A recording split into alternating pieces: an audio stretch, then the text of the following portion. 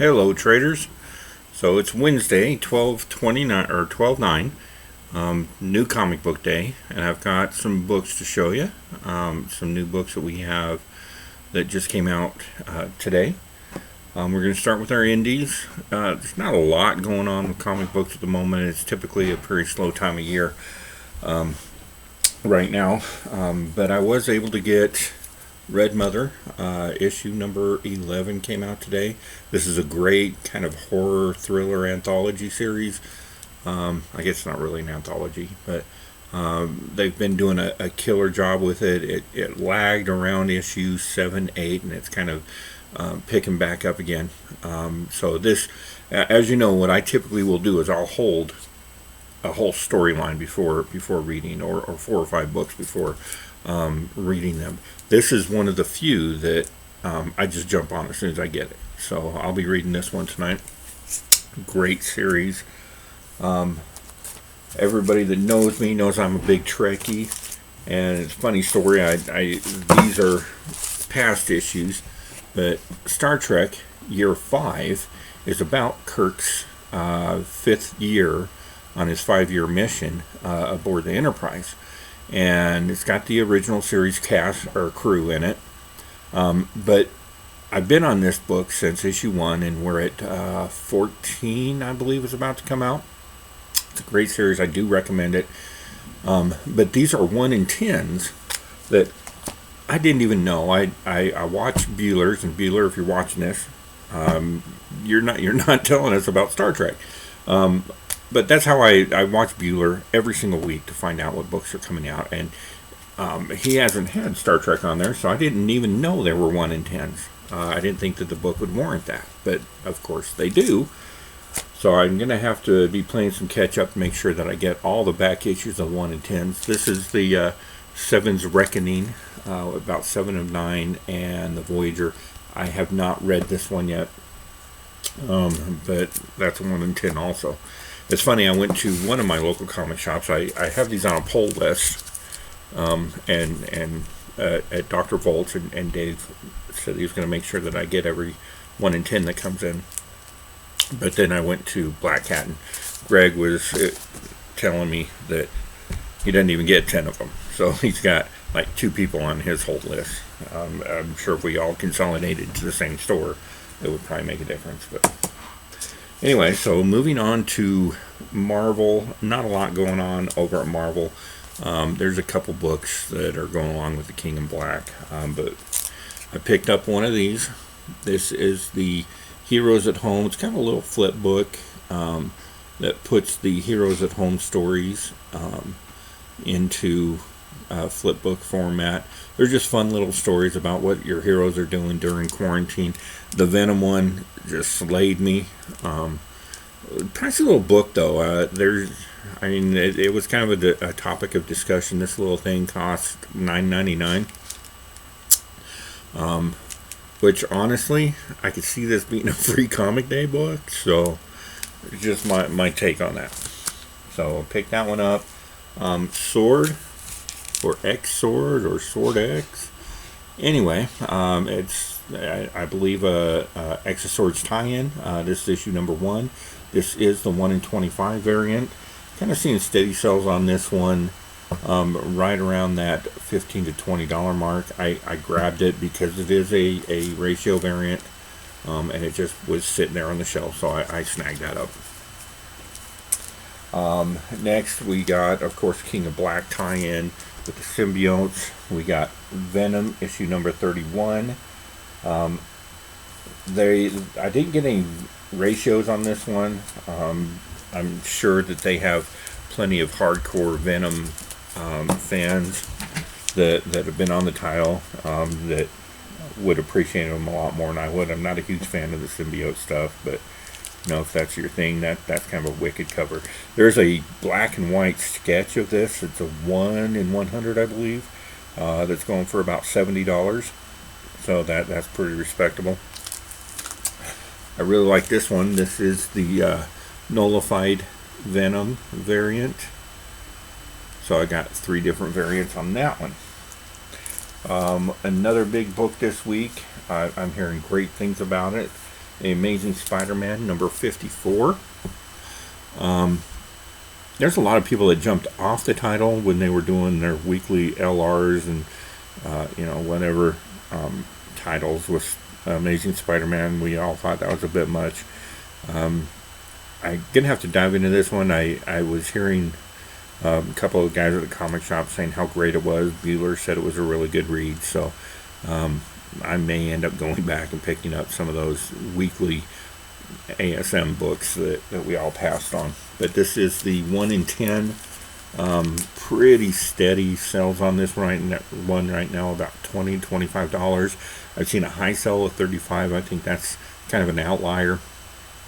And then I did see one $9.99, but for the most part, you're looking at $20-$25. So, and then of course, for the personal collection, Warhammer 40k Marneus Calgar. Love my 40k. I'm excited to find out what's going on with this character, kind of how Marneus Calgar became the Primarch for the Ultramarines, and that's a great story. And the artwork in this has been amazing.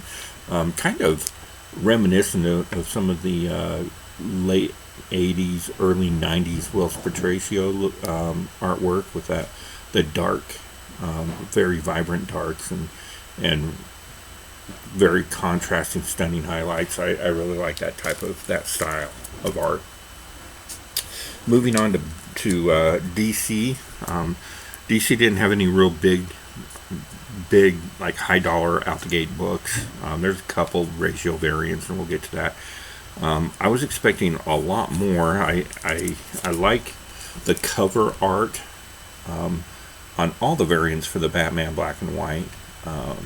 I picked this one up just because it's black and white. So, of course, the interior art on this is black and white as well, which might kind of dull my interest in it. I know some people really like that. Big Walking Dead fans, that kind of brought that black and white art back into mainstream comics. But I've seen the black and white Batman statues, and they've kind of taken that idea and put it in comic book form. So we'll see where they go with it. And that's a beautiful Capullo cover. And then we move on to Dark Knight's Death Metal, the last stories of the DC Universe. This is obviously a Teen Titans centric issue, I believe. I'm not sure what they're doing with this title.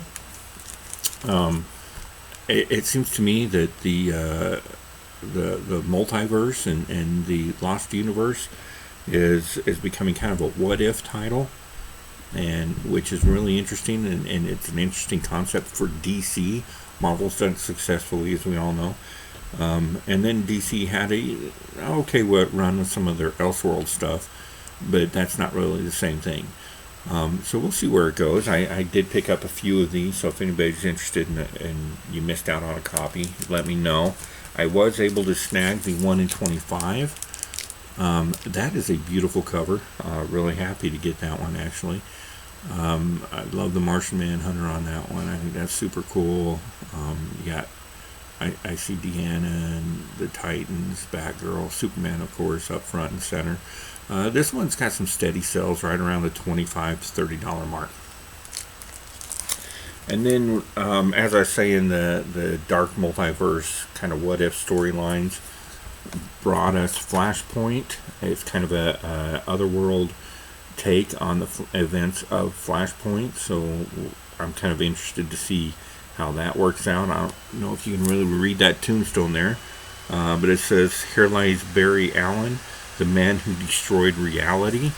As we know, history changed with Flashpoint because of Barry, so we're going to see kind of where that one takes us. And then a fun little holiday special from DC, DC's Very Merry Christmas, or Very Merry Multiverse. So I'm assuming these are going to be Elseworld stories as well.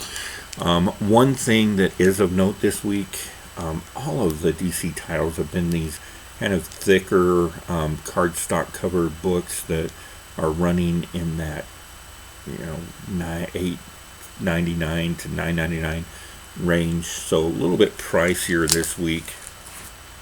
I didn't, for some reason, pick up the Batman main covers. I'm going to have to go back tomorrow and get those. But I was able to get Batman 104, the 1 in 25. It's a beautiful Barbara Gordon cover. Batgirl, of course, the character variant. I remember when I was first handed one of these, I was way back in Batman 92, 93, and I told Dave that's really not my thing. But some of these are really growing on me, and I really like this one. I like the coloring, I like the shading, very simple artwork. So this one, really well done. Batman Detective Comics came out this week.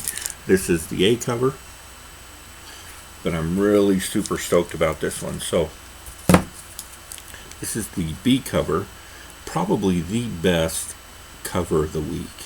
And it shows, I think this may be due to all the positive that they got with the kind of noir feel of the Batman trailer, the Robert Pattinson Batman trailer. But we see Batman hunched over a dead body like he's investigating in a detective comic, the world's greatest detective doing what he does. So really excited, and that right there honestly is enough to pique my interest to the point where I'm going to crack open a Detective Comics for the first time in a very, very long time. So well done, beautiful artwork.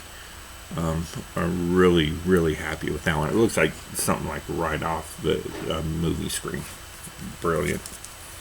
Endless Winter's going on right now.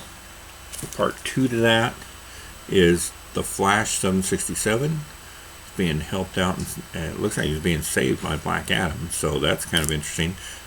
We all know Flash is the godlike character of the DC universe, and he needs help from a anti-hero, so that's really interesting. And then finally we have a great title that I'm on, American Vampire 1976. We got the A cover and the B cover. Really like those. They've been doing some killer covers, and the great thing about this title is all these covers are open order, so you know it's very affordable. I think it's $3.99 a piece. Yeah, $3.99. They haven't done anything as far as value yet. A couple of them are creeping up there, going up, $1 at a time. But really a great read, and something that I recommend to everybody. American Vampire 1976. So those are the books that I picked up this week. Please leave some comments. Let us know what you got. If you're making videos, tag me in them, and we'll take a look. And please like, share, and subscribe. And I'll see you next time, traders.